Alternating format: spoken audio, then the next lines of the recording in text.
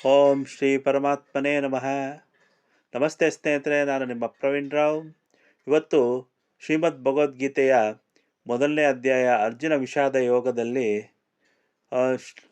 ದುರ್ಯೋಧನನು ಪಾಂಡವರ ಸೈನ್ಯಕ್ಕಿಂತ ತನ್ನ ಸೈನ್ಯವು ಅಜೇಯವೆಂದು ಹೇಳಿದುದು ಮತ್ತು ಭೀಷ್ಮಾಚಾರ್ಯರನ್ನು ರಕ್ಷಿಸುವಂತೆ ದುರ್ಯೋಧನನು ಎಲ್ಲ ವೀರರಲ್ಲಿ ಮಾಡಿದ ಮನವಿಯನ್ನು ಶ್ಲೋಕ 10 ಮತ್ತು 11ರಲ್ಲಿ ತಿಳಿಸಿದ್ದು.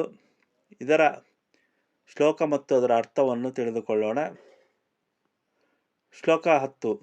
ಅಪರ್ಯಾಪ್ತಂ ತದಸ್ಮಾಕಂ ಬಲಂ ಭೀಷ್ಮಾಭಿರಕ್ಷಿತಂ ಪರ್ಯಾಪ್ತಂ ತ್ವಿದಮೇತೇಷಾಂ ಬಲಂ ಭೀಮಾಭಿರಕ್ಷಿತಂ. ಮತ್ತು 11.